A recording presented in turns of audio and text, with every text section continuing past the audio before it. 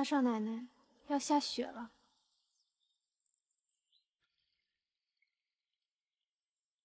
我想在这里坐会儿。依雨，依雨，你在这儿，我找你半天了。二少爷怎么来了？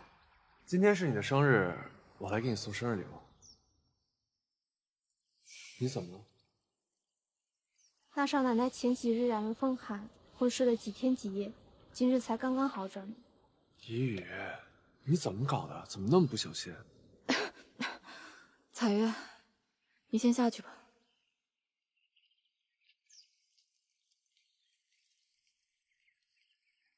二少爷来找我干什么？我今天是特意来给你过生日的。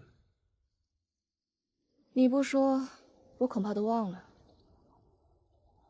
二少爷不必这么费心，我在刘家什么都不缺，你还是送给你的许小姐去吧。依雨，我已经跟你解释过了，我的心里只有你，你怎么那么小心眼儿？我小心眼？那你知道他干了什么吗？他能做什么呀？无非是每天逛逛街、买买衣服，要不就是在家里无所事事。看来你还是真的一点都不了解他。一个被爹宠坏了的小女孩，有什么可了解的？依雨，你就别和她一般见识了。她刁蛮任性，不懂事儿。你通情达理，有内涵。我通情达理，我通情达理就活该被欺负是吗？那你知不知道我怎么生的这场病？若是杀了你，有些人就该心疼了。不如给你洗个冷水澡，让你好好清醒清醒，看看自己到底几斤几两。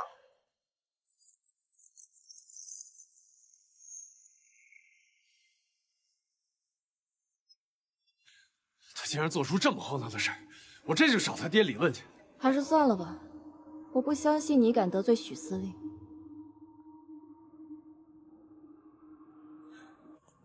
依雨，你放心，等我未来掌握了刘家的大权，我一定替你讨回公道。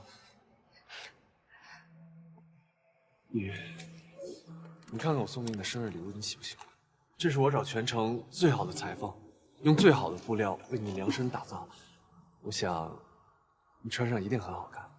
二少爷，以后如果没有什么事，你不要来找我。毕竟我现在嫁给了你大哥，你理应叫我一声大嫂。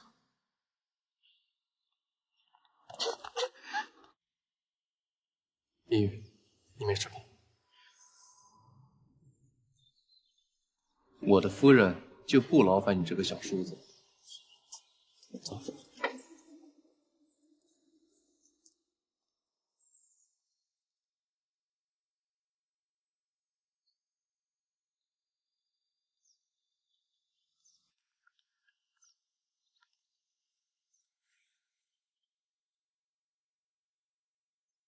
这是什么？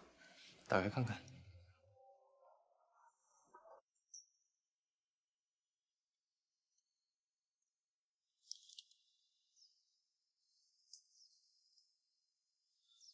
今天不是你生日吗？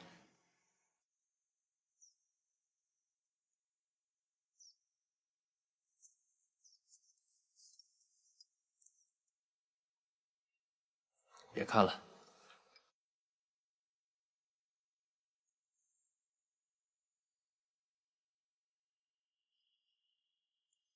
谢谢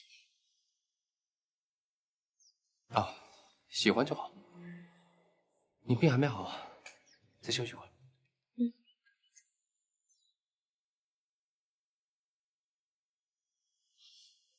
刘司令，怎么了？我想让你帮我一件事。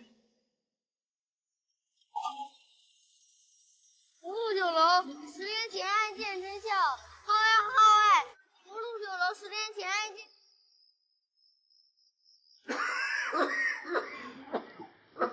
看这样子，老爷怕是熬不过这个冬天呐。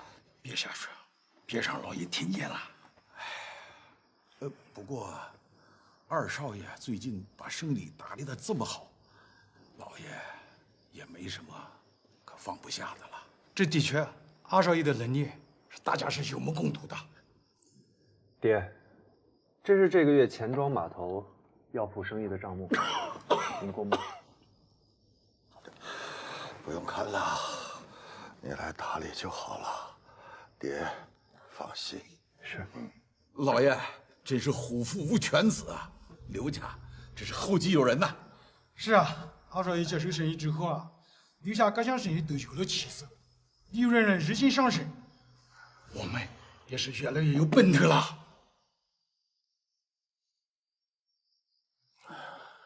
四奶啊，不过爹还有一句话要嘱咐你。爹，您说，四男听着呢。咱们老刘家祖祖辈辈都是做正经生意的人家，有些规矩你是懂的。不管挣多少钱，非法的事儿，咱可碰都不能碰啊！你记住了吗？爹，您放心，四男谨遵教诲。好。福禄酒楼最近怎么样啊？自从主厨江淮出事以来，福禄酒店招牌菜是无人继承的好。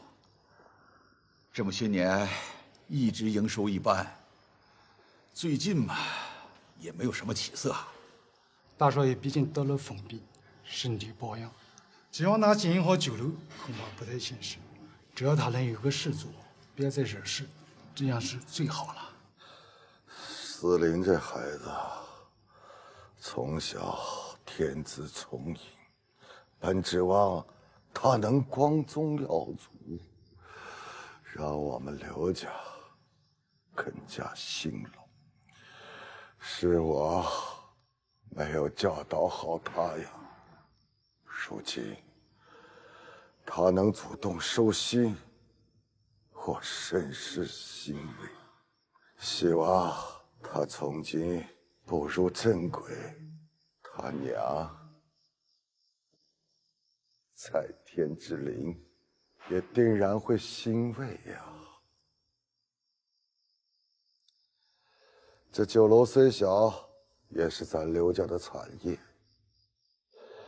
他若能做好，兴许将来会有更大的作为。四奶啊，你也就不必这么辛苦了。是，爹。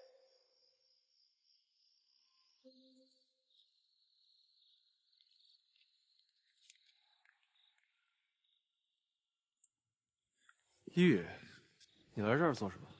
风寒好些了吗？好，差不多了。你来这里做什么？我向我爹汇报一下近2个月的生意状况。你呢？这么晚来做什么？我也有重要的事情要向老爷汇报。什么事儿？到时候你就知道了。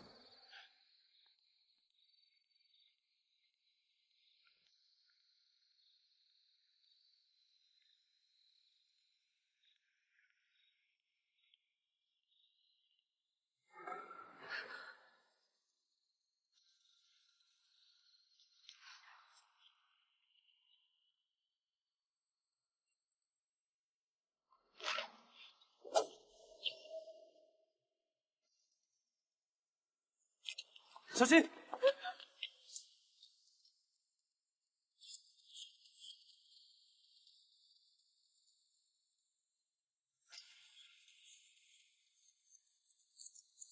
你是谁？把面罩摘下来。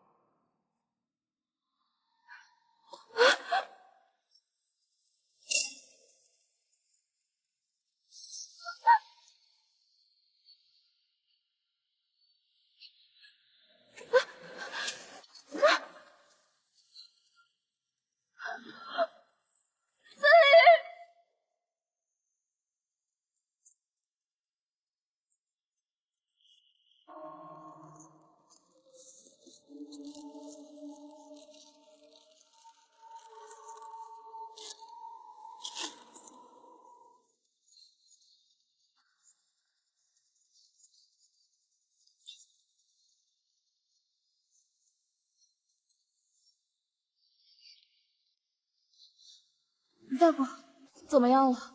大少奶奶放心，刀子没有伤到要害，大少爷暂时没有生命危险，只是失血过多，需要静养。好，知道了，谢谢你。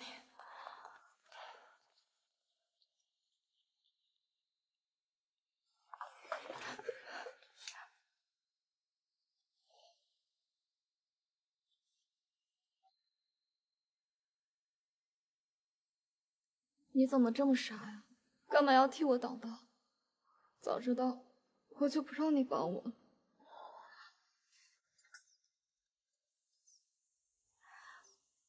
刘司令，怎么了？我想让你帮我一件事儿。我想让你帮我放出一个假消息，这样我就可以找到杀害我爹娘的真正的凶手了。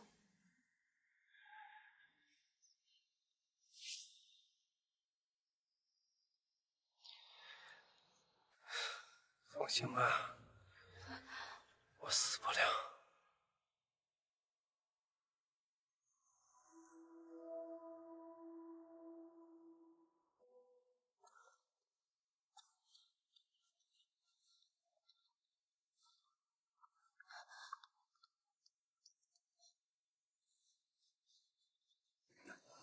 你醒了，喝点水吧。谢谢。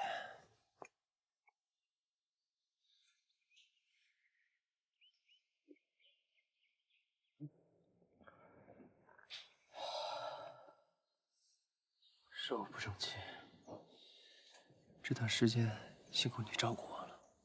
你若不想让我照顾，就别再让自己受伤了。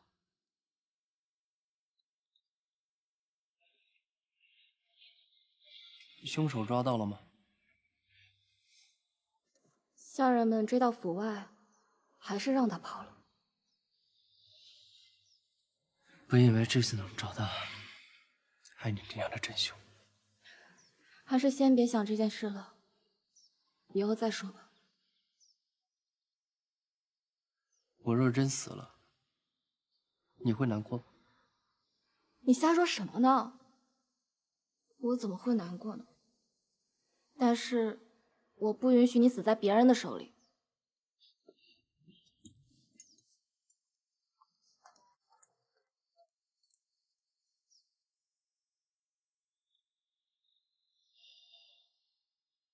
以后这些事情可以交给下人来做。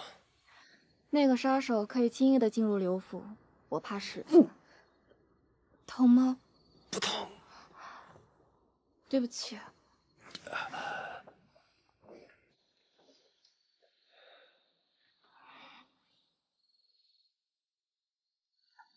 答应我，以后不论为了谁，都不要再弄伤你自己了。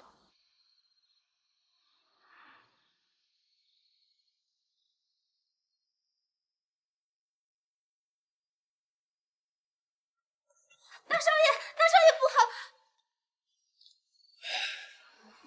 什么事儿？慌慌张张的。老爷不行了！你说什么？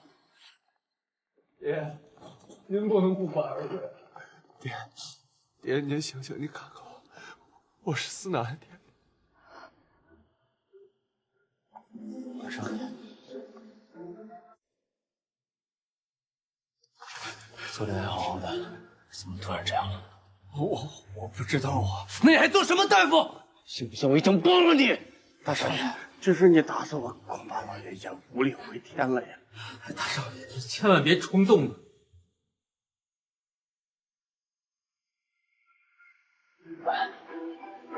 滚！大少爷，跟老爷说句话吧。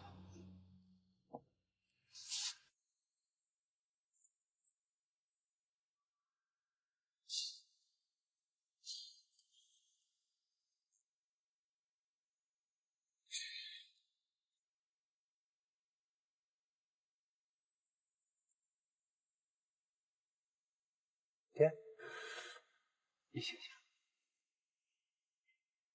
你醒醒啊！爹，该起床了。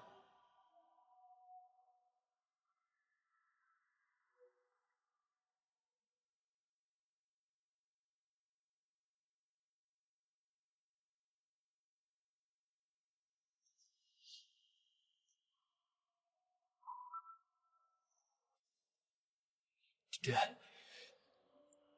冯晓，你骂我，你打我，打我，打我，打我！你打我呀！你打我呀！我自己打，我自己打，我自己打！子林。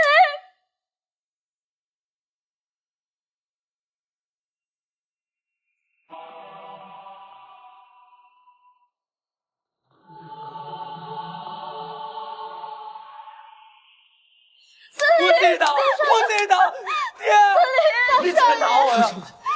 这伤刚好，千万别太激动。子林，大少爷，大少爷疯病又犯，子林，把他给我带下去。大少爷，大少爷，爹，你起来打我！你起来打我！大少爷，爹，爹！你们也都下去，让我和我姐单独待会儿。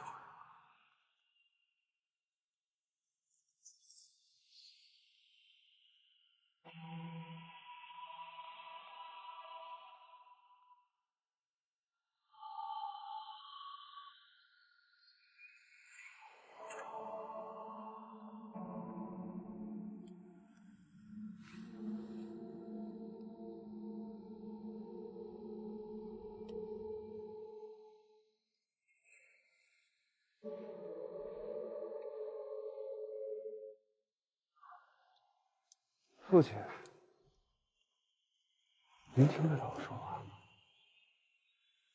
你这一辈子眼里就没有过我，就因为我出身低下，所以处处受人白眼。而刘思林那个疯子做了那么多荒唐的事，你却处处宽让，还妄想替代我继承人的位置。你觉得你作为一个父亲够格吗？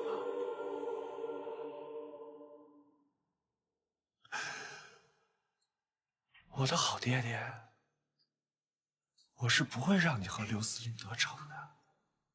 你知不知道我为了爬上这个位置付出了多少努力啊？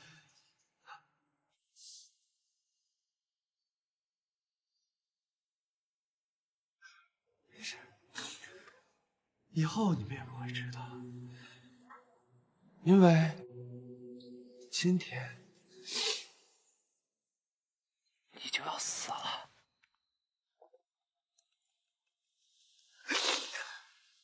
你恐怕还不知道吧？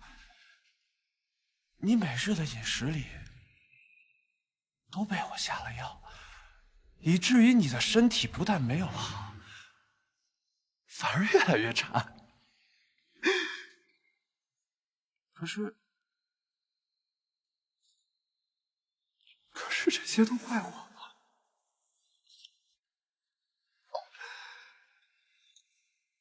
怪我吗？要怪就怪你自己，是你自己偏心，活该得到报应。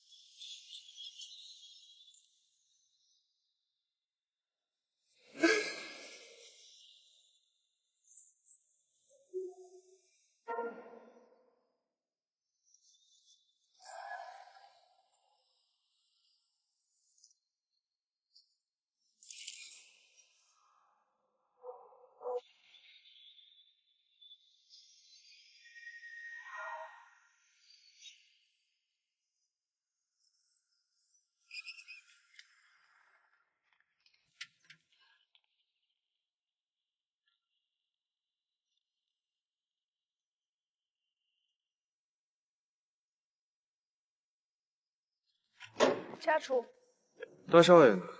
大少爷他还是把自己关在房间里，不肯出来。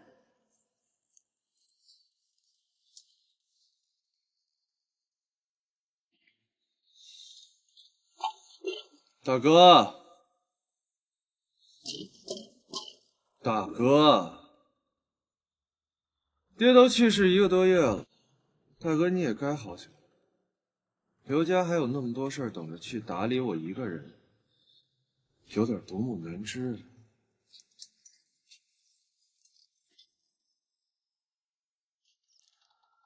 你知道家里那些老人都说你什么吗？说我什么？算了，不好听，我还是不说了。说，有什么不能说的？都说老爷养了个废物，孬种，除了发疯只会惹乱。老爷多半是被他气死的。你再说一遍。我说了我不说，你偏要听。我说了，你又不高兴，又不接受。我告诉你，这人死一定没有那么简单。我会把一切都查清楚。大哥，认清楚现实吧。以前有爹袒护你，但现在你就好比一条丧家之犬。你瞅瞅你现在的样子，不是废物，就是什么？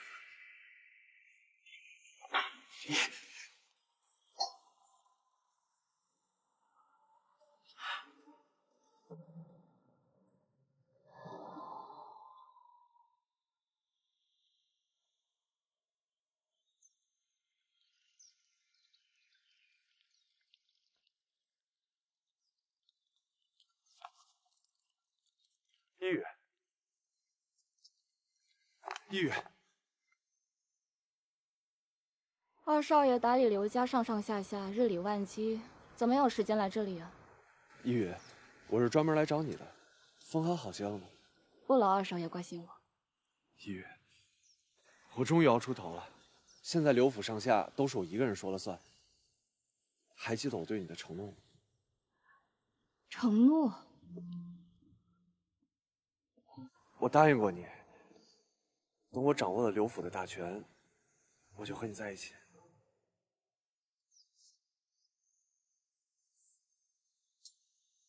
你难道真对刘思林动心了？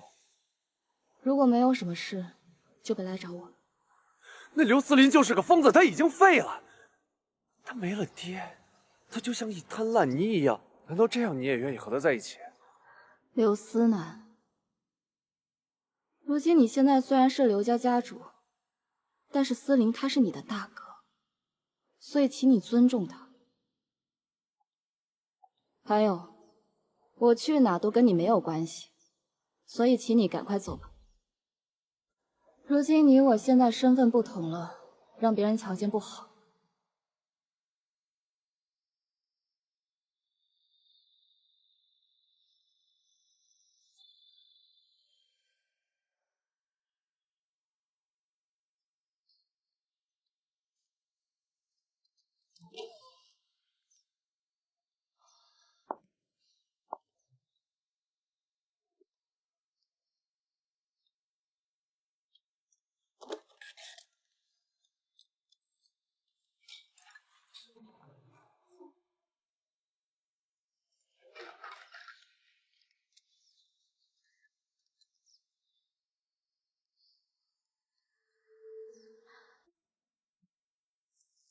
司令，吃点东西吧。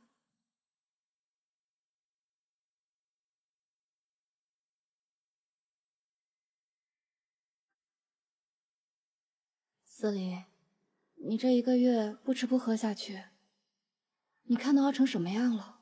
再这样下去，老爷在九泉之下也不能安息。家人们都走了，你为什么不走？我为什么要走啊？我是刘家大少奶奶呀，嫁鸡随鸡，嫁狗随狗嘛。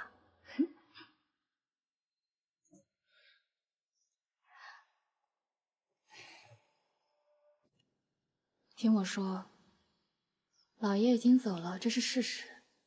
但是你不能再这么颓废下去了。如今刘思南已经掌管了整个刘家，我听酒楼的人说，他经常跟一些不三不四的人来往，不知道在做什么生意。你是刘府的大少爷，你不能眼睁睁的就看着刘家毁在他的手里啊！可我现在什么都没有了。不啊，你有我呀，还有福禄大酒楼。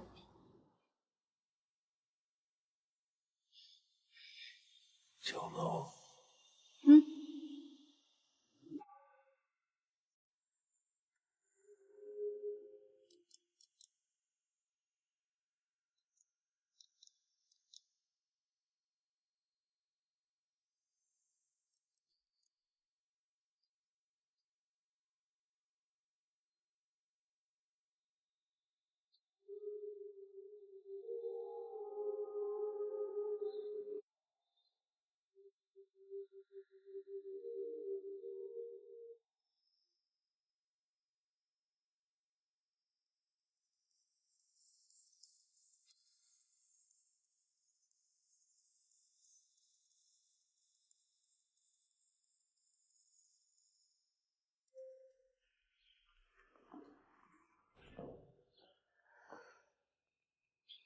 大少奶奶，大少爷，大家看啊，这是稀客呀！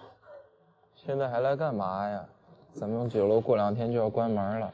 你们也不想想，这福禄酒楼本来就是勉强维持着，靠着一个天天窝在家里在那儿发疯的阔少爷，就想起死回生，哼，做梦吧！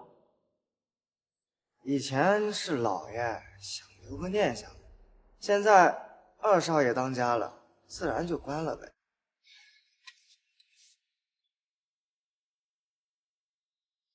别介意。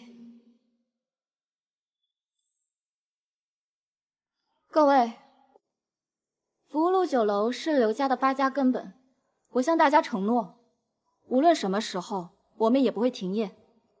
从今天开始，酒楼重新整顿，我和大少爷向大家承诺，3个月之内一定会让酒楼重振辉煌，成为云城中最有人气的酒楼。真的假的？福禄酒楼不会抛下任何一个人，希望大家都能打起精神，和我们一起努力。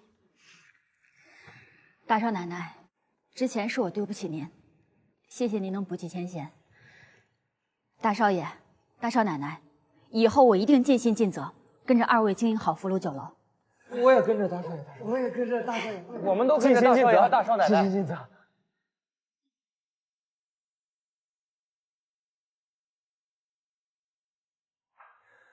今天召集各位长老过来，是有重要的事要商议。近日，我们刘家的生意都还不错，这全靠二少爷经营有方啊！短短月余啊，居然让刘家的营收翻倍。老爷选定二少爷接班，还真是慧眼识珠啊！现在只有福禄酒楼依然没有起色，还是入不敷出。若是没有刘家其他产业支撑，福禄酒楼早就关业大吉了。虽然刘家现在可以支撑，但这样下去总不是办法。所以今天召集各位长老过来，就是商议商议，福禄酒楼究竟该如何处置。之前呢，老爷在的时候呢，酒楼是老爷一个念想。现在老爷不在了，酒楼有常年亏损，就是没有开下去的必要了。是，如果今天在座各位都同意的话，我们就正式决定关闭酒楼。福禄酒楼不能关。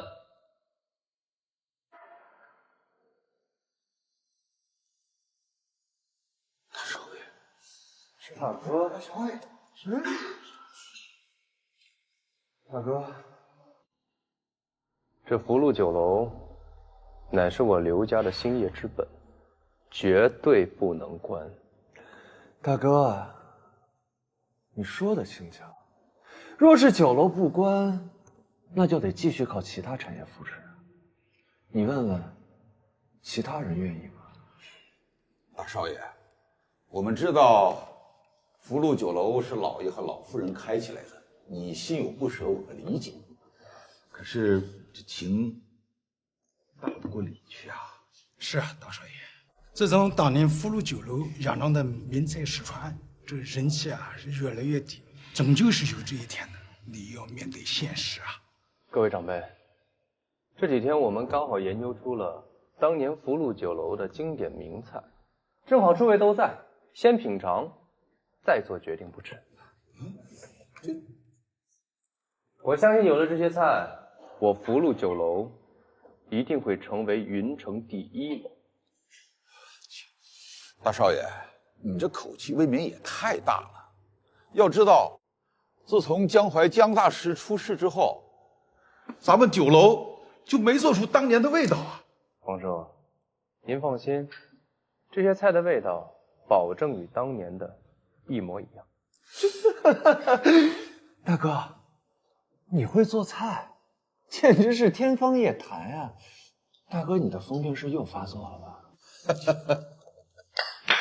上菜，让各位长辈尝尝我福禄酒楼的当家菜。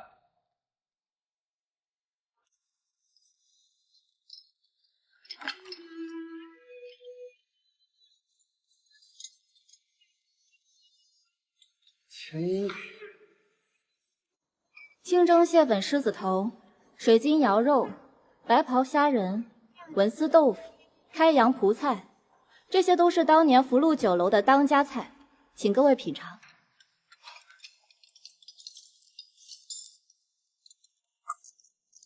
还真是酒楼当年的菜味啊！啊！哎呀，这个菜好多年没有吃过这样的味道了。大少爷，你怎么做到的？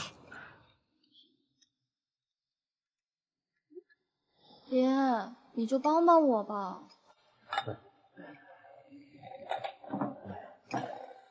你真的要帮大少爷经营酒楼啊？嗯。你不是钟情二少爷吗？现在他当家了，你们……司令他并非那么荒唐，福禄酒楼是他过世母亲留给他的最后一点念想。我既然嫁给了他，也想帮他去完成心愿。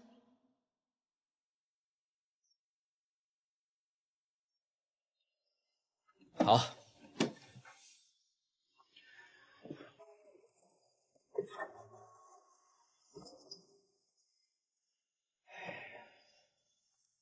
这是你亲生父亲江淮留下来的，拿去吧。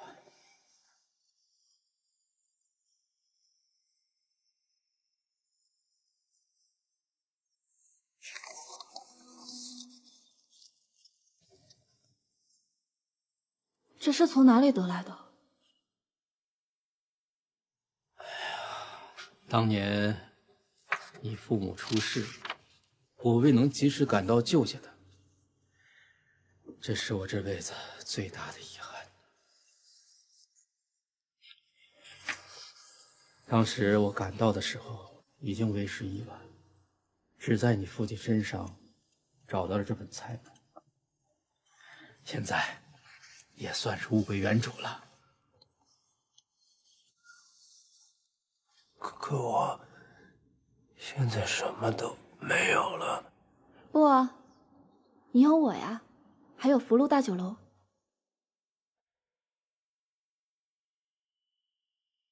酒楼？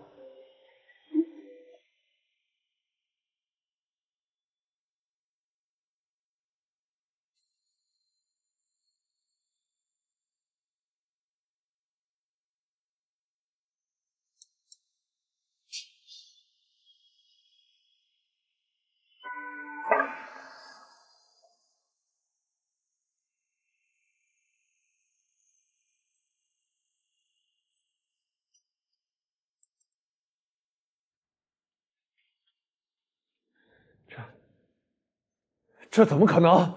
有了这样的菜谱，那咱们酒楼就可以重振旗鼓了啊！是啊。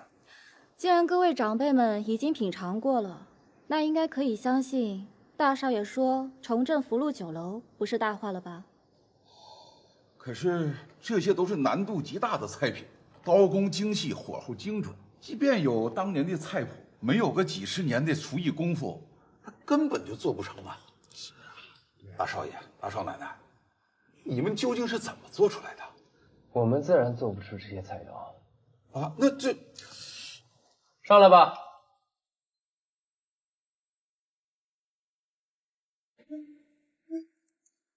这些不都是当年跟着老爷创业的老师傅们吗？是啊，这不是江淮师傅一手带出来的吗？这些老师傅们都是当年我爹娘开设福禄酒楼时招聘的，但后来酒楼的生意一落千丈，他们也都出去谋生了。但这些年我与他们一直保持联系，一听说我要重振福禄酒楼，便立即回来帮我。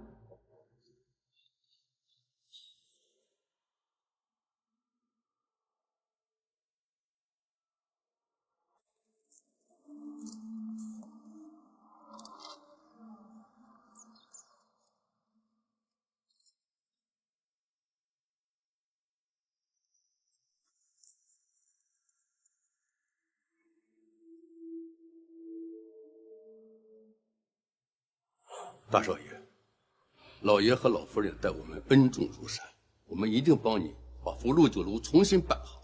这些年家中变故，多亏大少爷接济，就从这一点，我也义不容辞。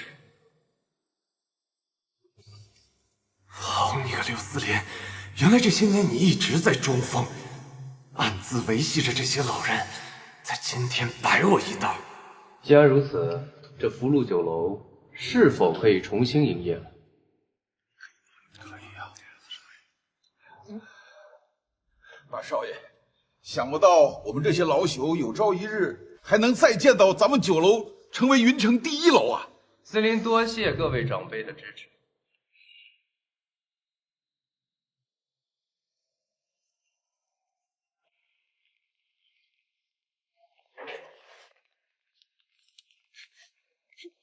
放开我！干什么？哎，你什么意思？不帮我就算了，成心让我难堪是吧？司林是你大哥，为何你要如此绝情，将他赶尽杀绝？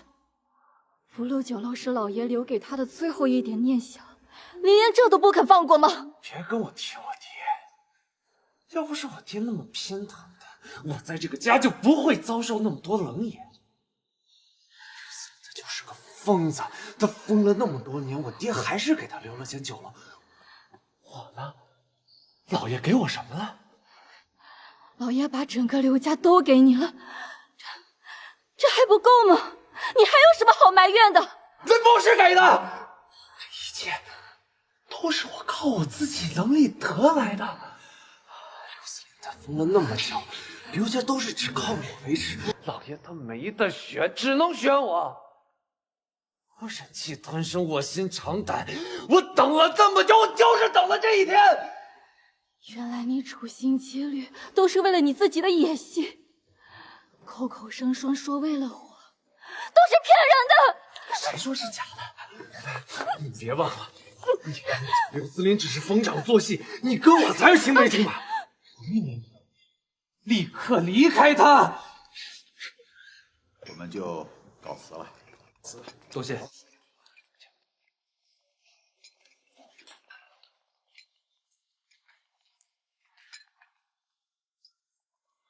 彩媛，大少奶奶呢？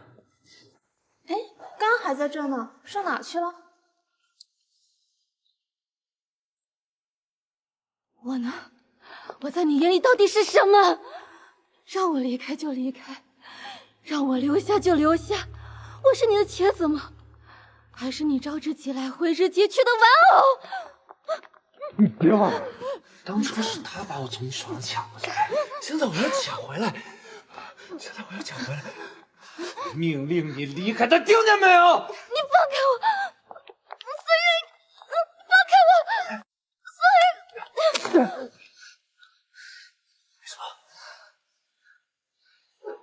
你干什么？刘思廉，你别以为弄了几年前的破菜就能跟我争，你给我等着，我就不信你那间破酒楼能够开得下去。那咱们走着瞧。刘思廉，我真是低估你了，我早就应该猜得到你的疯病是装的，装了这么多年，也是难为你了。那只能怪你自己眼拙。我也警告你，你要胆敢再碰一语一下，你脖子上那个脑袋，我亲自摘下来。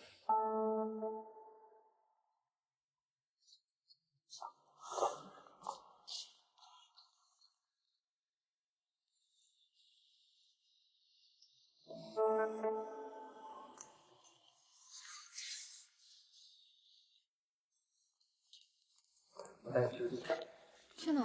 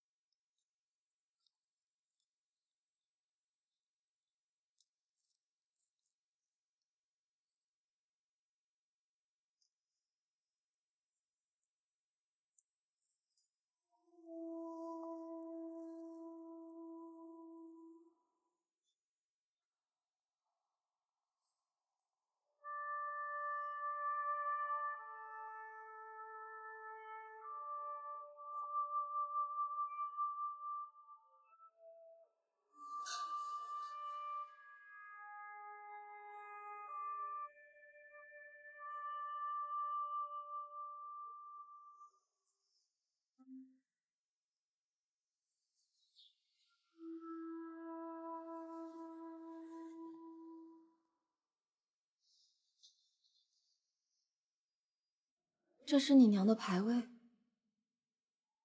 我18岁生辰当天，我娘就自杀了。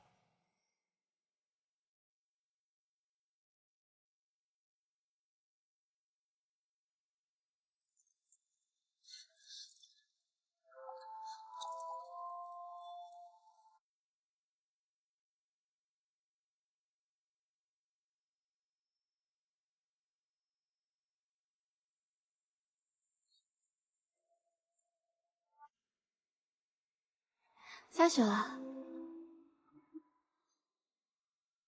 我18岁生辰那天，也是这样的雪夜。今日犬子4龄生日，感谢大家光临啊！喝一杯。多谢。娘，好，诸位请坐。王爷，您要的东西。4龄啊，这是我与你娘亲给你的生日礼物。谢谢爹。你要多谢你娘亲的养育之恩呐！啊，谢谢娘。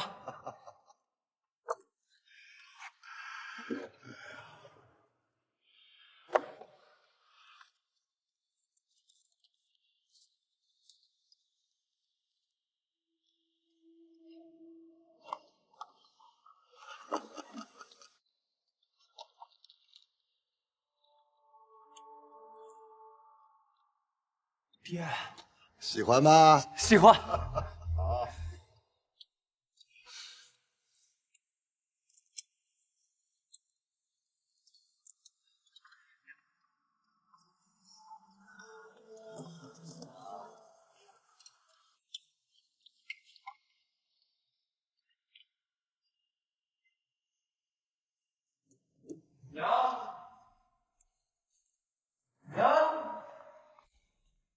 娘，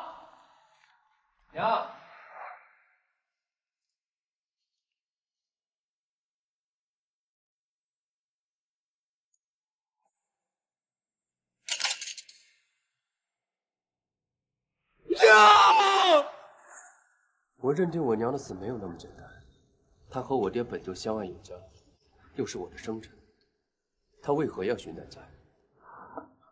娘，娘，醒醒啊！雅姐，雅姐啊，雅姐啊！为什么呀？那不是我爹娘带的物件。那刘老夫人，她和别人……我从来就没想过我娘会背叛我爹。我当时心乱如麻。难道说从那以后，你的性情就开始变得暴虐？那些下人真的都是你？我从来没有害过任何一个人。那天之后，便有下人无故在我院中出事，就有人谣传我天生杀戮，无恶不作。这个月都已经是第3个了呀！自从咱们大少爷得了疯病以后，就经常折磨死下人，咱以后还是躲着点吧。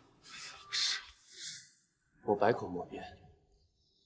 渐渐的，我爹也开始相信这些谣言，对我渐行渐远。无论我怎么解释，都无济于事。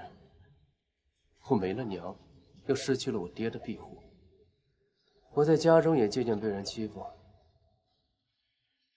那你又为什么装疯呢？因为3年前我防中了一场大火，我看得出来是有人故意纵火想害死我，我侥幸逃生，大难不死。我便利用这个机会装疯卖傻，麻痹对方，保全自己。你会相信我吗？可是，我有一次亲眼见你杀了一个下人。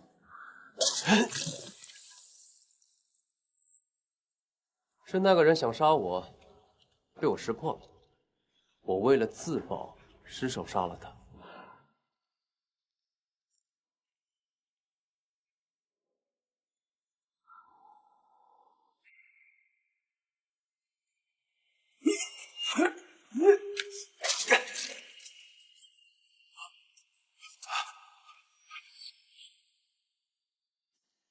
哦，原来是这样。之前是我误会你了，可你不在乎别人怎么看你吗？我不在乎。他们既然想让我成为一个杀人狂魔，一个疯子，那我就陪他们把这出戏演到底。而且现在我有了你，只要你一直相信我，理解我，我就什么都不怕。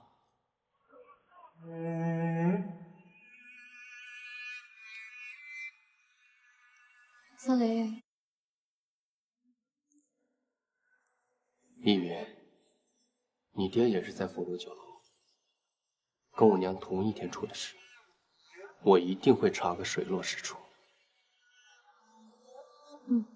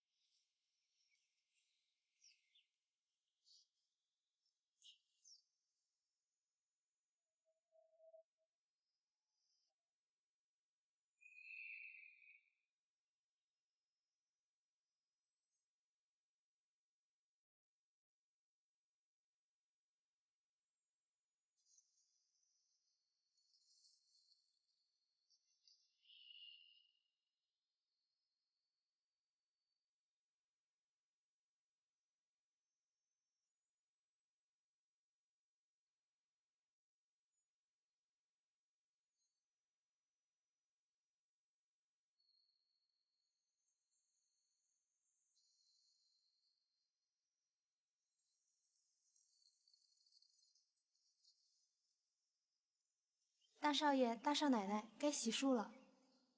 没事儿，让他再睡一会儿。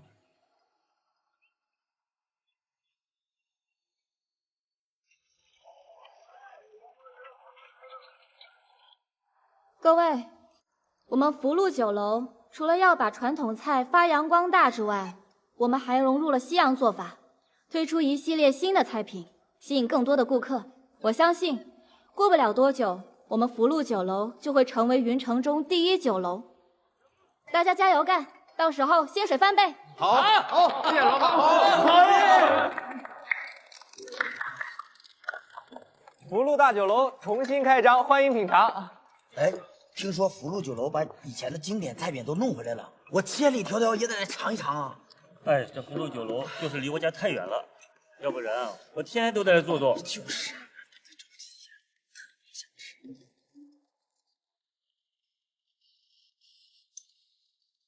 我说二少爷，您今儿个手气可不怎么样啊！妈的，真他妈点儿背！二爷，您消消气，刚刚的牌你应该穿2万。还他妈让你教我打牌啊！都是因为你们2个扫把星，滚！都他妈给我滚！哎呀，二少爷，今儿火气怎么这么大？莫不是因为福禄酒楼的事儿？老伯，福禄酒楼怎么了？你还不知道吧？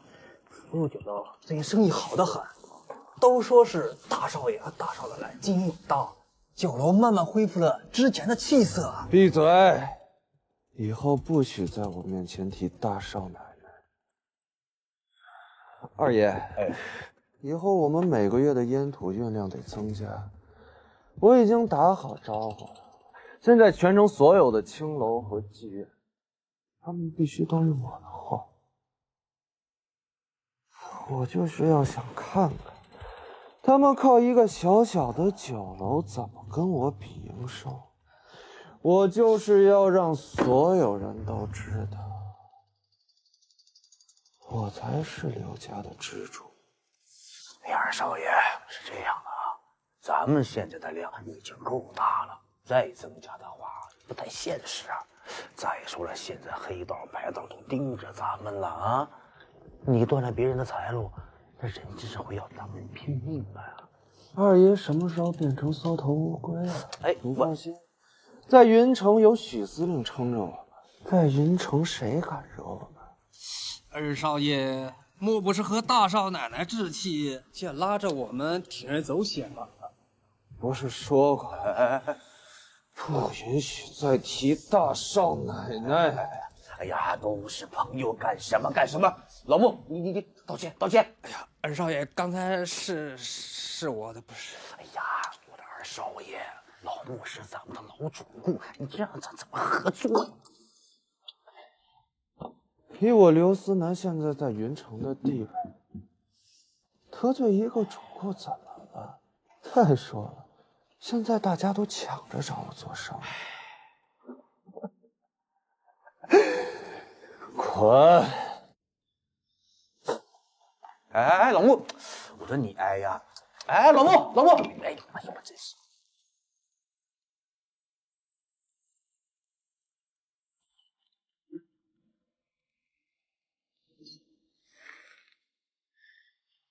老穆，老穆，哎呀，二少爷年少气盛，你别和他一般见识啊！他现在完全忘乎所以了，再不是从前跟我做生意的时候了。终有一天，刘家会在他手上。告辞。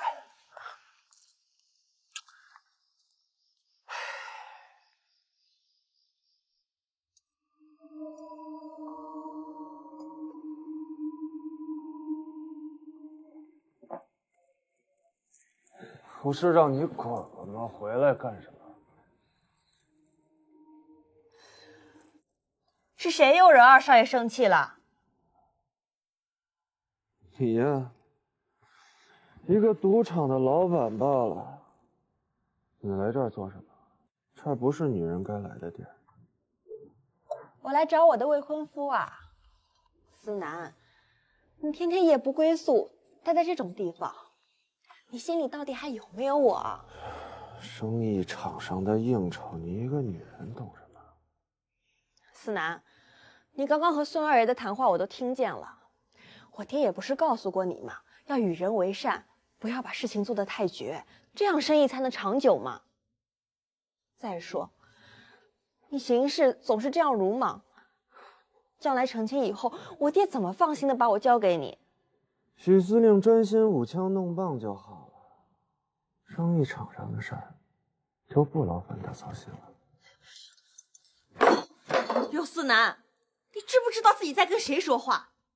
要是没有我爹，你那些上不得台面的生意能做这么大，还是早让人给端了吧。许司令刚刚扩编了军队，又新了新的府邸，这不都是我出的钱？到底谁离不开谁？还不一定吧。刘思南，你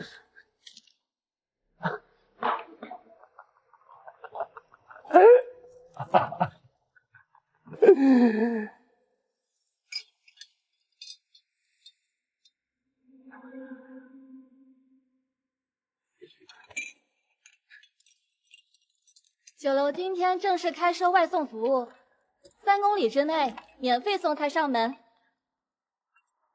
老主顾预存2个银元，可以享受所有菜品的8折优惠。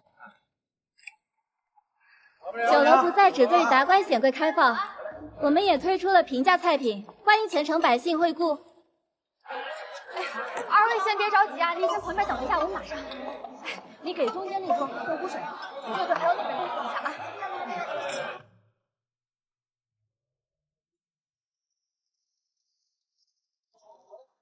小五爷，再来啊，再来！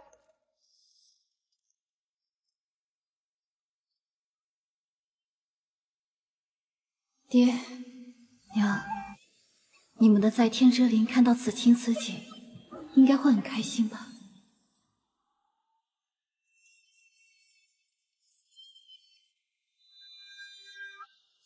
生意不错呀。爹，看来福禄酒楼当真又重新回到正轨了。老爷在天之灵也会倍感欣慰的。你父亲江淮也一定会替你高兴的。谢谢您，要不是您帮我们找到了菜谱，酒楼的生意也不会这么好。哎，这都是我该做的。玉儿啊，你决定真心和大少爷在一块儿了？好，大少爷疯病是假，你们又能够相处融洽，爹这颗悬着的心啊，就彻底放下了。这个二少爷当家之后，确实荒唐了不少。看来这地位真的能改变一个人。闺女啊，不管你以后的路要怎么走，爹都支持你。谢谢爹。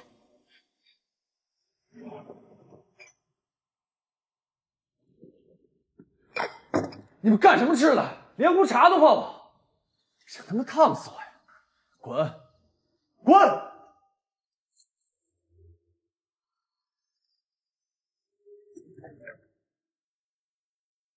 喂，